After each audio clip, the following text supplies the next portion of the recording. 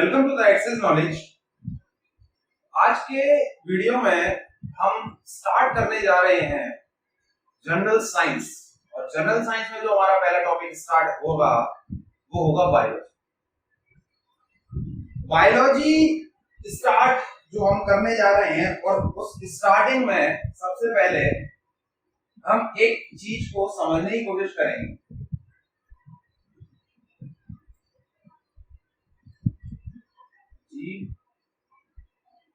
जो मैंने आपको पिछले लेक्चर में भी बताया, जैसे कि हमारा जो शरीर है, जो ह्यूमन बॉडी है, वो सेलों से मिलकर बना हुआ है। मतलब अगर मैं एक सेल से मिलकर बना हुआ है, एक सेल जब वो डिवाइड होती है तो बहुत सारी सेल हो जाती है। तो हमारी जो बॉडी है वो सेल या फिर कोशिका से मिलकर बनी होती है, इसीलिए सेल और कोशिका को हमारी स्ट्रक्चरल और फंक्शनल यूनिट ऑफ लाइफ कहा जाता है। हमारे जीवन की मूलभूत इकाई कोशिका को कहा जाता है। ये सेल्स आपस में मिलकर टिश्यूज बनाती हैं, जिनको हिंदी में ऊतक कहा जाता है। और ये जो ऊतक हैं, ये हमारी बॉडी के जैसे सेल्स इकट्ठा होकर ऊतक बनाती हैं, ऐसी जो हमारे जो ऊतक है, टिश्यूज है, ये इकट्ठा होकर हमारे शरीर के ऑर्गन्स बनाती हैं, अर्थात अंग को बनाती हैं, अंगों को बनाती हैं। और ये अंग आपस में मिलकर ऑर्गन सिस्टम्स को बनाते हैं, अंग तंत्र को बनाते हैं। और अंग तंत्र मतलब जैसे डाइजेस्टिव सिस्टम, पाचन तंत्र, सर्कुलेटरी सिस्टम, परिसंचरण तंत्र, आप रेस्पिरेटरी सिस्टम, श्वसन तंत्र। इन तंत्रों के अंदर अलग अलग ऑर्गन एक स्पेसिफिक फंक्शन को परफॉर्म करते हैं। जैसे रेस्पिरेटरी सिस्टम के अंदर आने वाले जो अंग हैं, वो रेस्पिरेशन की क्रिया को संपन्न कराने के लिए उत्तरदायी हैं। और जब ये तंत्र या फिर सिस्टम्स, ऑर्गन सिस्टम्स आपस में मिलकर हमारी पूरे शरीर का निर्माण करते हैं। तो सबसे पहले हम देखें कि जो हमारी जो बॉडी स्टार्ट हुई, तो वो एक सेल से स्टार्ट हुई। और उस सेल का को इसीलिए उस सेल से स्टार्ट हुई,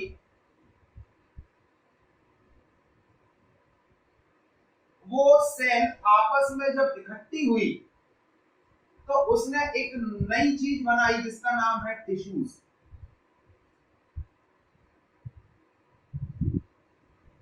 टिश्यूज इनको हिंदी में कहा जाता है ऊतक। अब ये जो टिश्यूज हैं, ये आपस में इकट्ठे हो गए और इन्होंने ऑर्गन्स बनाए, अंग। ये अंग जब एक स्पेसिफिक फंक्शन को परफॉर्म करेंगे, जैसे श्वसन की क्रिया करना, पाचन की क्रिया करना, तो कुछ अंग आपस में मिलकर ये पूरी क्रिया को संपन्न करेंगे। तो ये जो क्रिया को संपन्न करने के लिए और ये अंगों का जो समूह है, वो एक तंत्र कहलाता है, जिसे अंग तंत्र कहा जाता है या ऑर्गन सिस्टम कहा जाता है। तो जब ये ऑर्गन्स आपस में मिलकर क्या बनाते हैं,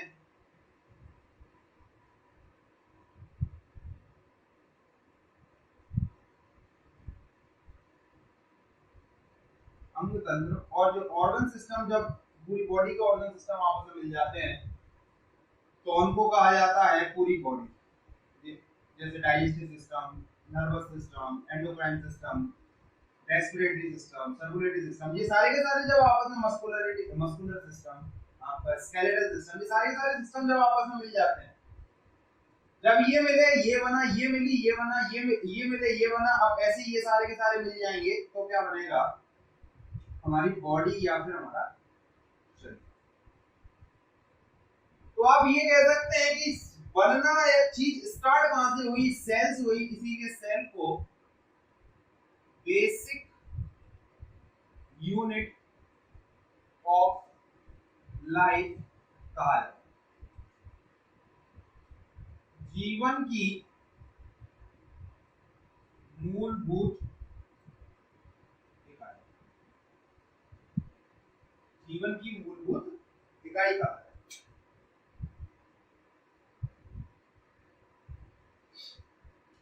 अब इसके बारे में हमने समझा।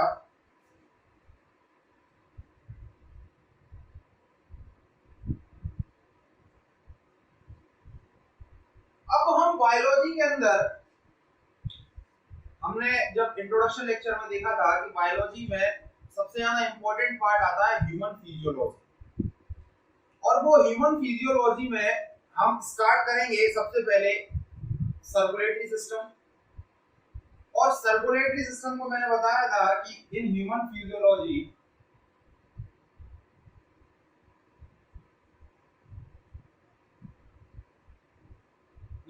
कौन सा स्टार्ट करने जा रहे हैं, सर्कुलेटरी सिस्टम।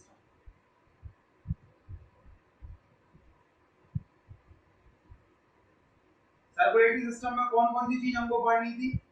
सर्कुलेटरी सिस्टम में हमको दो चीजों के बारे में पढ़ना है, एक है ब्लड और एक है हार्ट। ब्लड यानी रुधिर। अब ह्यूमन की बात चल रही है, ह्यूमन फिजियोलॉजी, तो ह्यूमन ब्लड बोलना है, मानव रुधिर बोलने की आवश्यकता नहीं है। हार्ट मतलब सर्कुलेटरी सिस्टम मतलब परिसंचरण तंत्र। तो आज के दिन हम स्टार्ट करने जाएंगे, आज से जो स्टार्ट होगा वो होगा हमारा ब्लड। ब्लड को हम सबसे पहले कवर करेंगे, फिर उसके बाद हम आएंगे हार्ट। ह्यूमन फिजियोलॉजी में सर्कुलेटरी सिस्टम से स्टार्ट करने जा रहे हैं और ब्लड स्टार्ट करने जा रहे हैं।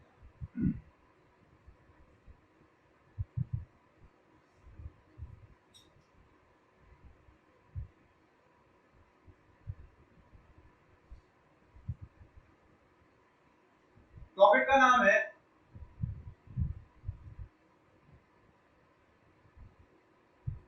बी, ब्लड, या फिर इसको रुधिर हिंदी में या रक्त भी कहा है।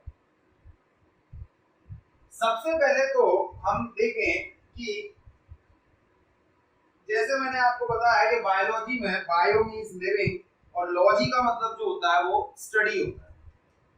ऐसे ही स्टडी ऑफ ब्लड को हेमेटोलॉजी भी कहा जाता है। स्टडी ऑफ ब्लड को हेमेटोलॉजी भी कहा जाता है। लॉजी यहां पर आ जाएगा मतलब स्टडी, टू स्टडी। तो सबसे पहला स्टडी ऑफ ब्लड, इसको कहा जाता है हेमेटोलॉजी।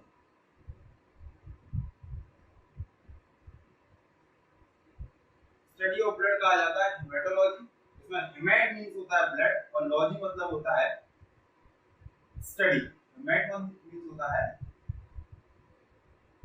ब्लड, लॉजी मींस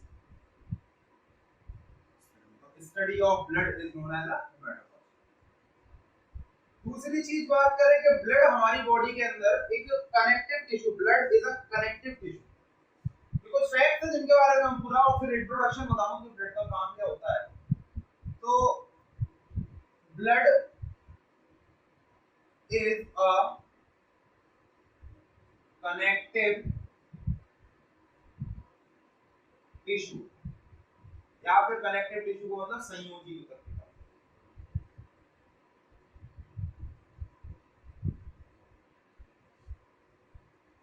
अब हम देखें कि हमारे शरीर के अंदर रुधिर का कार्य क्या होता है, या फिर ब्लड का जो फंक्शन क्या है हमारे शरीर। देखिए, हमारे शरीर को ऊर्जा के लिए मतलब एनर्जी लेने के लिए, हमारे शरीर में एनर्जी के लिए हम बाहर से फूड या फिर खाना खाते हैं, और जो वो फूड है वो डाइजेशन के द्वारा सिंपल और एब्जॉर्बेबल पार्टिकल्स में कन्वर्ट हो जाता है। और वो एब्जॉर्बेबल पार्टिकल हमारे डाइजेशन के बाद पूरी बॉडी के अंदर ट्रांसपोर्ट होना जरूरी है, क्योंकि हमारे हर एक अंग को चलना जरूरी है, और हर एक अंग को चलाने के लिए हमको वहां तक वो एनर्जी पार्टिकल जिनसे एनर्जी बनाई जाएगी उनको पहुंचाना जरूरी है। पहली चीज। तो वो एब्जॉर्बेबल पार्टिकल को बॉडी के अलग अलग जगह या बॉडी के अलग अलग पार्ट तक पहुंचाने का काम ब्लड का होता है।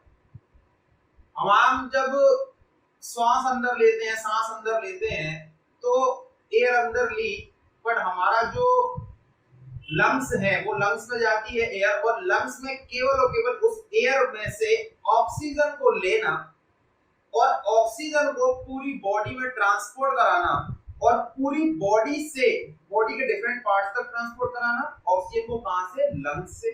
साथ में बॉडी के डिफरेंट डिफरेंट पार्ट्स से कार्बन डाइऑक्साइड को लाना और उसको कहां तक लाना? लंग्स तक लाना, और लंग्स तक लाने का काम ब्लड का होता है। तो आप ये देखिएगा कि ब्लड का मेन वर्क क्या है? It is just a transport, means एक जगह से दूसरी जगह तक ट्रांसपोर्ट करने का काम। कि एक जगह से मैंने न्यूट्रिएंट्स उठाए पूरी बॉडी के अंदर फैला दिए, मिनरल्स उठाए, न्यूट्रिएंट्स के अंदर protein, carbohydrate, lipids, minerals, vitamins, ये सब आ जाएंगे। ऑक्सीजन उठाई, कार्बन डाइऑक्साइड का ट्रांसपोर्ट पूरी बॉडी में कराना, और बहुत सी चीजों का ट्रांसपोर्ट हमारी पूरी बॉडी में कराना जो हमारी बॉडी के या फिर हमारे जीवन के लिए आवश्यक है। आयंस का ट्रांसपोर्ट कराना। तो आप ये जस्ट कह पाएंगे कि ब्लड एक तरीके का ब्लड एक तरीके का मीडियम है, या फिर आप ये कह सकते हैं ट्रांसपोर्ट मीडियम है। जैसे मुंबई से मुझे कहीं दिल्ली में कोई भी चीज को ट्रांसपोर्ट कराना है तो मैं बाय ट्रेन करा सकता हूँ और बाय बस करा सकता हूँ, तो बाय ट्रक करा सकता हूँ। तो ट्रक, ट्रेन या फिर बस, इन तीनों का काम केवल और केवल ट्रांसपोर्ट करना हो गया। उस सामान को वहां से उठाया और दूसरी जगह छोड़ दिया। सिमिलरली ब्लड का काम भी यही होता है कि इट ट्रांसपोर्ट, ये एक जगह बॉडी की एक जगह से चीजों को लेकर दूसरी जगह पर ट्रांसफर करता है या पहुंचाता है। तो हम कह सकते हैं कि blood is a medium for transporting, blood is a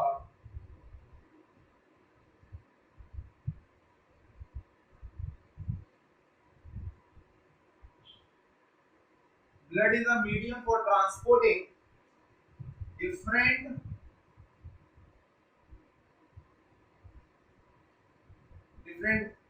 nutrients,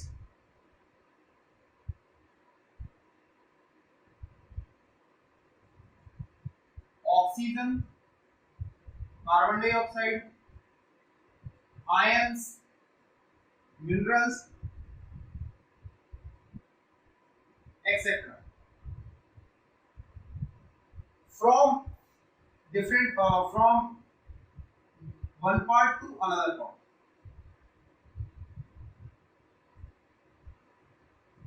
part to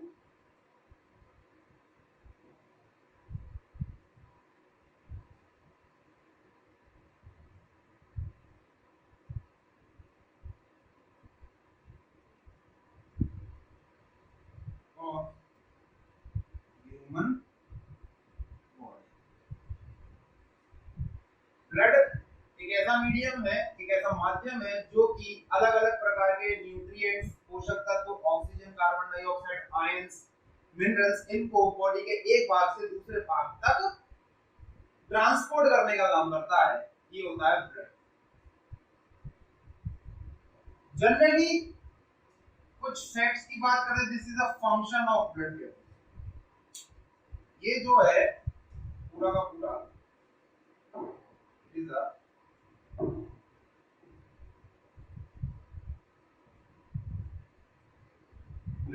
blood का फंक्शन क्या है। अब हमारा जो सेकंड पार्ट है कि जो सेकंड फैक्ट, जो अगला जो फैक्ट आएगा, वो अगला फैक्ट ये है कि ब्लड की पीएच वैल्यू क्या होती है। PH value of blood 7.4। इसका मतलब हो गया स्लाइटली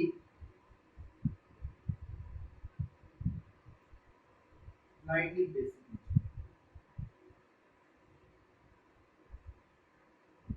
अब ये पीएच वैल्यू क्या होती है कि एसिडिटी और बेसिसिटी, मतलब किसी भी पदार्थ की अम्लीयता और क्षारीयता को डिफाइंड करने के लिए एक स्केल डिफाइन की गई और उस स्केल को कहा जाता है पीएच स्केल। और वो पीएच स्केल की जो वैल्यूज है वो स्केल पीएच स्केल 0 से स्टार्ट होती है और 14 तक जाती है, और इसका एक बीच का पॉइंट होता है 7। जब कोई भी पदार्थ जिसकी पीएच वैल्यू 7 से ज्यादा आती है, तो ये जो इतना पार्ट है, इतना ये है हमारा बेसिक या फिर क्षारीय, मेजर क्षारीय प्रवृत्ति।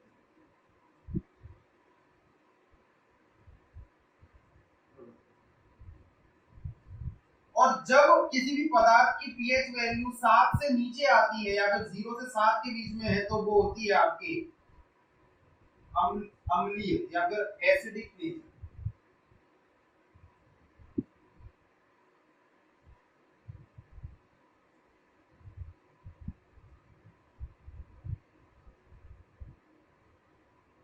अम्लीय प्रवृत्ति, बेसिक नेचर क्षारीय प्रवृत्ति, अम्लीय प्रवृत्ति acidic nature.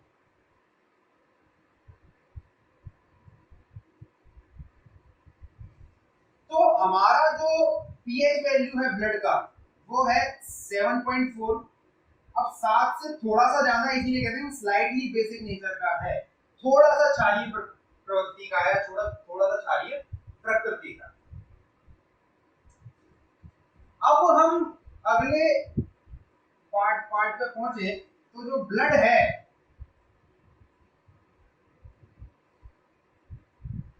In female the volume of blood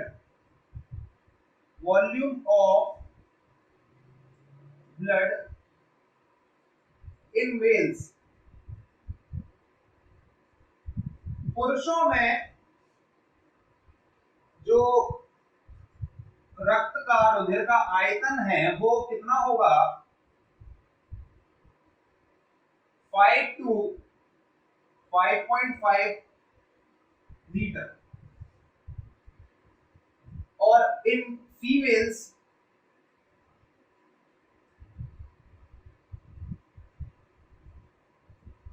four to 4.5 litre. ये एक फैक्टर वेरी वेरी इंपॉर्टेंट, बहुत बार एग्जाम में आता है। अगर ब्लड की मात्रा क्वांटिटी की बात करें तो it is about 7% of the total body weight. अगर मैं ब्लड की मात्रा किसी भी व्यक्ति के अंदर होगी तो एक अंदाज से बता सकते हैं कि it is around 7% of body weight. The amount of blood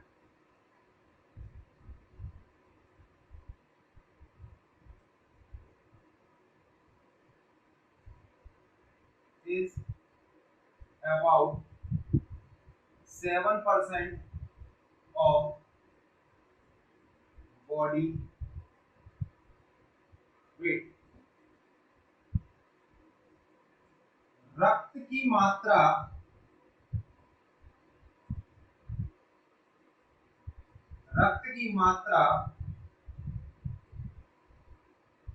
किसी शरीर में रक्त की मात्रा लगभग 7% होती है। किसकी? 7% होती है शरीर के वजन की। रक्त की मात्रा लगभग 7% होती है, 7% शरीर के लगभग शरीर के वजन की 7%।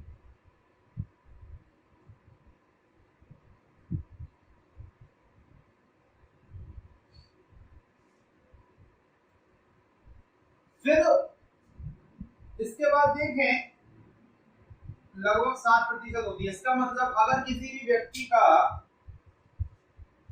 वेट अप्रोक्सीमेटली मान के चलो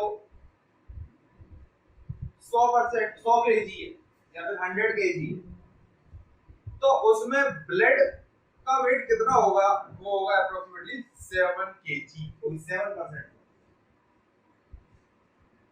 तो ये कुछ बेसिक फैक्ट्स थे। सबसे ज्यादा इंपॉर्टेंट है कि ब्लड का जो काम है वो transporting of a different nutrients, oxygen, carbon dioxide, ions, mineral etcetera from one part of the body to another part of the human body. तो पीएच स्केल में देखिए कि 7.4 इसका जो पीएच वैल्यू है 7.4 होती है, स्टडी हेमेटोलॉजी कहलाती है। और blood is like a connective tissue होता है। फिर हमने देखिए ट्रांसपोर्टिंग मीडियम के हिसाब से।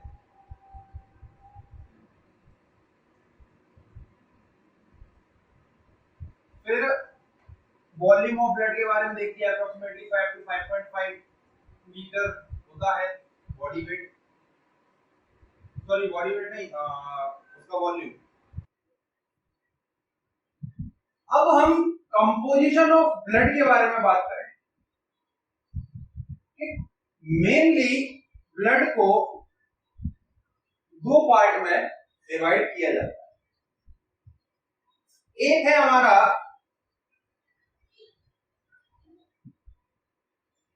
सॉलिड पार्ट,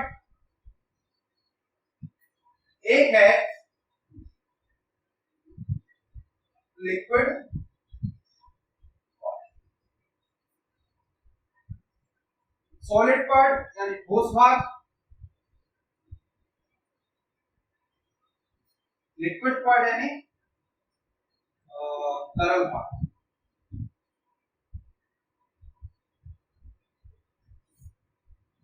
सॉलिड पार्ट के अंदर ब्लड का, टोटल ब्लड का 45% पार्ट जो है वो सॉलिड पार्ट होता है और 55% जो होता है वो लिक्विड पार्ट। सॉलिड पार्ट के अंदर आते हैं कॉप्स्यूल्स या फिर कणिकाएं, और इन कॉप्स्यूल्स ये होते हैं तीन प्रकार के, रेड ब्लड सेल या फिर कॉप्स्यूल्स, व्हाइट ब्लड सेल्स या फिर और प्लेटलेट्स। हिंदी में इनको लाल रक्त कोशिका, हिंदी में यहाँ लिख देता हूं, लाल रक्त कणिकाएं भी कह सकते हैं या कोशिकाएं भी कहते हैं। श्वेत रक्त कणिकाएं और प्लेटलेट्स को कहा जाता है प्लेटलेट्स या बिंबाणु।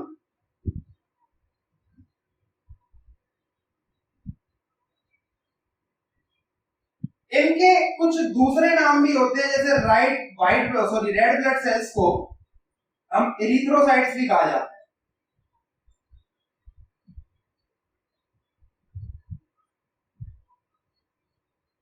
व्हाइट ब्लड सेल्स को ल्यूकोसाइट्स भी कहा जाता है और प्लेटलेट्स को थ्रोम्बोसाइट्स भी कहा जाता है।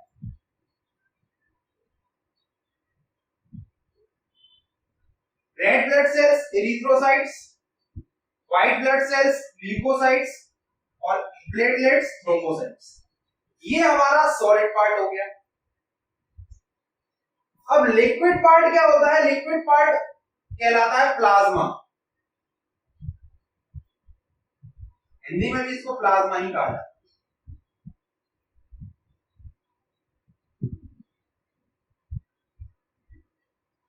जैसे एक ब्लड है, एक कंटेनर मान के चलो, एक कंटेनर जैसे ब्लड वेसल्स में ब्लड बह रहा है और suppose that this is a blood vessel, उसका मैंने कॉन्ट्रैक्शन काट लिया, तो इसके अंदर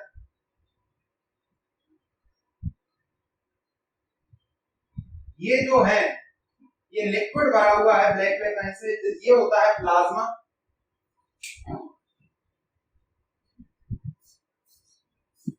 this is plasma, liquid part जो है। मैं इसके अंदर छोटी छोटी रेड ये जो है छोटे छोटे कण होते हैं, इसके अंदर कणिकाएं कहते हैं।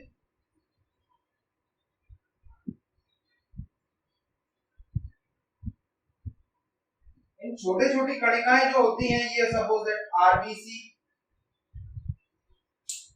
अगर मैं व्हाइट ब्लड सेल्स की बात करूं तो ये व्हाइट ब्लड सेल्स वही कुछ जो नीले से मैं बता रहा हूं।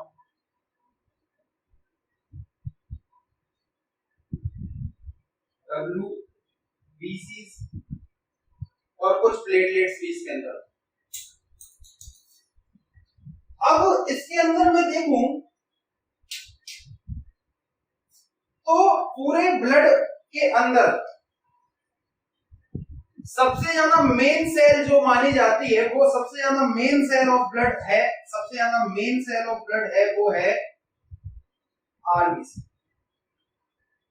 रेड ब्लड सेल्स, एरिथ्रोसाइट या फिर लाल रक्त कणिकाएं, ये हमारे ब्लड में सबसे मेन सेल्स या सबसे मेन कणिकाएं होती हैं, क्योंकि इन कणिकाओं में होता है हीमोग्लोबिन। और ये हीमोग्लोबिन का मेन काम ये है कि हीमोग्लोबिन के अंदर ऑक्सीजन को पकड़कर या ऑक्सीजन को अपने से अटैच करके पूरी बॉडी तक ट्रांसपोर्ट कराने का जो काम करती है वो जो पिगमेंट करता है, जो प्रोटीन करता है, वो है हमारा हीमोग्लोबिन। अब हीमोग्लोबिन कैसे करता है कि जैसे ही हमने ब्रीथ इन किया या फिर श्वास ली, तो श्वास अंदर लेने पर जब ये हमारे लंग्स में जाती है तो लंग्स में बहुत छोटी छोटी एल्वियोलिस होती हैं, और उन एल्वियोलिस में, इनको वायुकुपियकाएं भी कहा जाता है, एल्वियोलिस के अंदर जब हमारा ब्लड एंटर होता है तो ये जो ब्लड एल्वियोलिस के अंदर एंटर हुआ तो ब्लड में उपस्थित हीमोग्लोबिन एयर के अंदर, हमने जो ब्रीथ इन की है वो एयर करिए, एयर के अंदर उपस्थित ऑक्सीजन को अपने से बांध लेगा, बॉन्ड कर लेगा, और उसको पूरी बॉडी जहां पे हमारे को जरूरत है उसको पूरी बॉडी में ट्रांसपोर्ट कराएगा, और उस ऑक्सीजन को वहां पर देगा, और वहां से उस बॉडी के डिफरेंट पार्ट से कार्बन डाइऑक्साइड को लेकर फिर से हमारे लंग्स में आएगा, और वो एयर के थ्रू, ब्रीथ आउट के थ्रू हमारी बॉडी के बाहर चले जाए। तो सबसे मेन वर्क क्या होता है हीमोग्लोबिन का? Binding of oxygen and transport it to different part of body. हमारी बॉडी, इसको सबसे इंपॉर्टेंट फंक्शन क्यों कहा गया? क्योंकि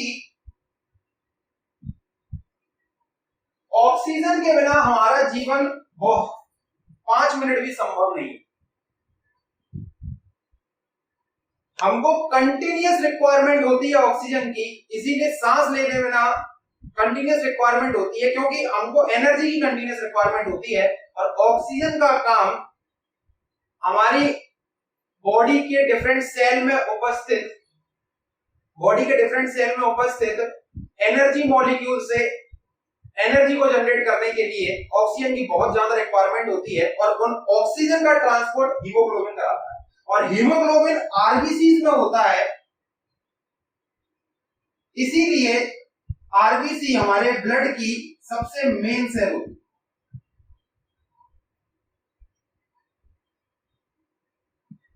इसके बारे में हम और डिटेल में पढ़ेंगे आरबीसी के बारे में, कि अलग से आरबीसी का फंक्शन क्या होता है, बहुत से काम होते हैं, इनकी लाइफ क्या होती है, ऐसे डब्ल्यूबीसी के बारे में, प्लेटलेट्स के बारे में। हमारे ब्लड का कलर रेड होता है। उस रेड कलर होने का रीजन यही है कि हमारा जो ब्लड है, ब्लड में आरबीसीज हैं, आरबीसीज के अंदर हीमोग्लोबिन है, और हीमोग्लोबिन का जो कलर है वो एक ऐसा पिगमेंट है जिसका कलर रेड होता है। अब उस हीमोग्लोबिन पिगमेंट के कलर रेड होने की वजह से हमारे ब्लड का कलर भी रेड होता है। इसीलिए इससे हमको आरबीसी से ये पता चल जाता है, आरबीसी का कलर रेड होता है बिकॉज ऑफ हीमोग्लोबिन, और आरबीसी की वजह से हमारे ब्लड का कलर भी रेड होता है। color of blood is red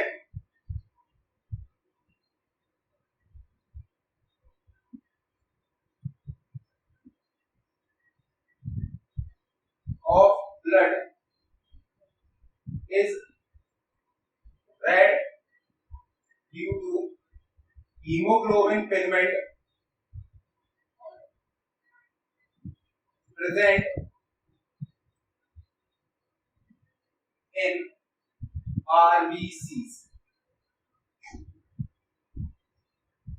तो ये जो बेसिक कंपोजिशन है हमारी बॉडी का, हमारे ब्लड का बेसिक कंपोजिशन है, वो कवर होता है। अब हमारे जो नेक्स्ट लेक्चर्स होंगे उन नेक्स्ट लेक्चर में हम प्लाज्मा के बारे में, रेड ब्लड सेल्स के बारे में, व्हाइट ब्लड सेल्स के बारे में, प्लेटलेट्स के बारे में इंडिविजुअली हम पढ़ेंगे और उनसे रिगार्डिंग जितने भी क्वेश्चंस बनते हैं, उनसे रिगार्डिंग जितने भी उसके फंक्शंस हैं, उसकी लाइफ क्या है, इसकी कमी से किस किस तरीके की प्रॉब्लम्स आती है हमारी बॉडी के अंदर, इनके बारे में हम हर एक लेक्चर को कवर, आगे आने वाले लेक्चर्स में इनको कवर करते चलेंगे। और जैसे ही हमारा प्लाज्मा, आरबीसी, डब्ल्यूबीसी, प्लेटलेट्स और एक टॉपिक और है ब्लड ग्रुप, जैसे ही हमारा ये कंप्लीट हो जाएंगे ये टॉपिक्स, तब हमारा पूरा का पूरा सर्कुलेटरी सिस्टम का ब्लड वाला जो पार्ट है वो कंप्लीट हो जाएगा।